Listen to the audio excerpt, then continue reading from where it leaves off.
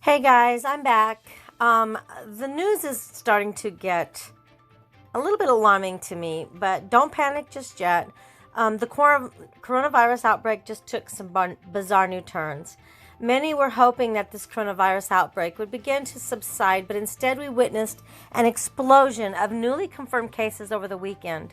In fact, the number of confirmed cases outside of China has doubled over the past 5 days. If that number continues to double very rapidly, authorities will be talking about a full-blown global pandemic in no time. When I watched a victim suddenly collapse and start to twitch on a subway in Hong Kong, I thought about the sort of panic that would set off if that happened in New York. When I saw a video of Chinese authorities using butterfly nets to capture sick people, it made me wonder what U.S. authorities might do to round up those that are ill. The level of fear that a full-blown pandemic would cause would transform our society overnight.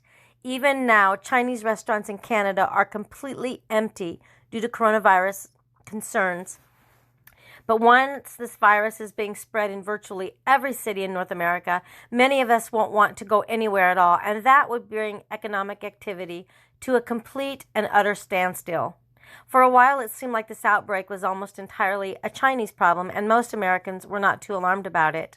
But over the weekend, the rapid spread of the virus in South Korea, Italy, and Iran spooked financial markets, and mainstream news outlets in the U.S. started publishing stories about this outbreak with very alarming headlines. And those alarming headlines are justified because experts are telling us that we could very well be on the verge of a horrifying global pandemic. We are at a turning point in the COVID-19 epidemic, said Lawrence Gostin, a global health law professor at Georgetown University. We must prepare for the foreseeable possibility, even probability, that COVID-19 may soon become a pandemic affecting countries on virtually all continents. Once this virus starts to spread in a community, the number of cases can explode within hours. For example, the number of confirmed cases in South Korea went from 30 to 602 in just 96 hours. Please listen to this, guys. Confirmed infections in South Korea have exploded over the last 96 hours. Local residents there are scrambling to purchase preparedness supplies, stripping shelves bare and leading to a sense of urgency. Some cities in South Korea are already ghost town vibe, with streets emptied and nearly all community functions shut down. As I write this article, the number of confirmed cases in South Korea is now shot up to 763. By the time you read this, it will be higher, probably. In Italy, the number of confirmed cases went from 3 to more than 150 in just a couple of days. In Italy, officials said a third person infected with the flu-like virus has died, while the number of cases jumped to above 150 from just 3 before Friday. Authorities sealed off the worst affected towns and banned public gatherings in much of the north, including halting the carnival in Venice, where there are 2 cases, to try to contain the biggest outbreak in Europe. Alarmingly, Italian officials can't even figure out how the virus got in Italy in the first place, and then have now placed almost a dozen towns under quarantine. Italian health authorities are struggling to find out how it started. Okay, guys, this is the thing. You can walk around and have this virus but have no symptoms. The quarantine is not mandatory in many places. They're sending sick people from China to other states to quarantine them. This is how it's spreading. This morning I went to take a look at the Serie A results from over the weekend, and was particularly interested in seeing how Atlanta had done after their stirring Champions League victory last week. Their game was among 3 matches that were called off because of the virus. And this is talking about it a little bit more. Fans were wearing face masks in the stands.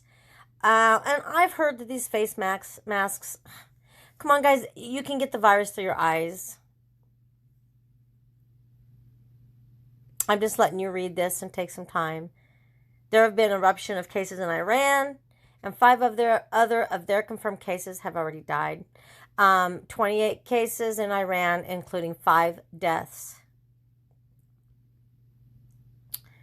Schools are closing. Now we can't just try to isolate ourselves from China and assume that everything is going to be okay. The virus has already spread all over the world, and that means that it could come to the US from almost any direction. Like I said, you guys, my state has got plenty of COVID-19 infected people. Of course, China continues to be the epicenter of the outbreak. There are tens of thousands of people in the hospital in Wuhan, and crematoriums continue to burn bodies 24 hours a day. 60,000 people in hospitals at Wuhan. Out of 18 cremators at a crematorium, 3 were burned out due to overuse. This just makes me sick. Other 15 in operation are working 24/7, and many families have just died out. Please, guys, pray. Here in the U.S., we only have 35 confirmed cases so far, and many have wondering why that number has stayed so low. Perhaps it's because the CDC has only tested 414 people so far. Given the tens of thousands of Chinese nationals entering the U.S. every month, the thousands of Chinese students, and the thousands of residents who are under observation by state authorities, health authorities like Washington and California, a reasonable person might expect that the CDC has so far tested at least 10,000 people for the COVID-19 coronavirus. But guess how many the CDC has actually tested? To the great shock of anyone paying attention, the CDC's own website admits the agency has tested only 414 people in the entire country. Guys, please listen. And if you're not paying attention, rewind this and listen to the whole thing. Thousands upon thousands of people are currently under, quote, self-quarantine in the United States.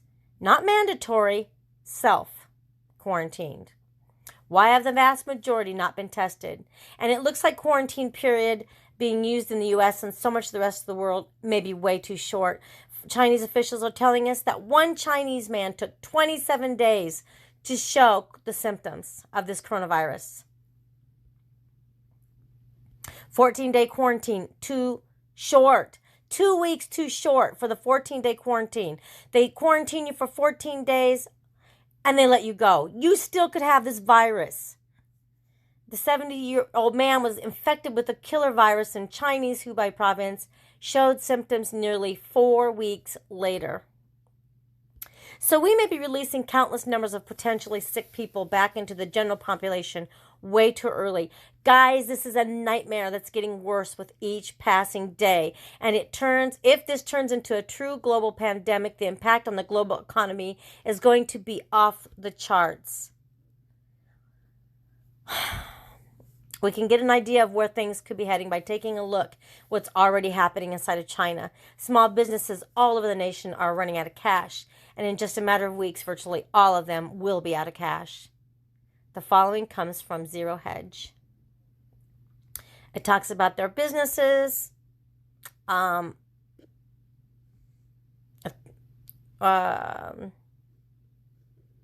you can read this for yourself. I'm scrolling slow, or you can look at this, rewind it and read it. It's just talking about how China is just collapsing financially as well. This author is a voice crying out for change in a society that generally seems content to stay asleep. His name is Michael Snyder, and he is a publisher of the Economic Collapse blog, Into the American Dream, and the Most Important News. Guys, this is so bad. They have sent people all over the United States. Oh, yeah. Let's get you quarantined over in the States. I guess it's too late to complain about all the mistakes that has been made because it's too late. But let's pray. God does not sleep on this. He never sleeps. He hears prayers. Let's all come together as a community in prayer, in solidarity, as a praying community, and pray that God has mercy on us and stops this virus in its tracks. Guys, have a great day. May God wash between you and me who are apart one from another. And you guys, I'm not trying to be scary or a depressing channel, but I'm trying to make you aware.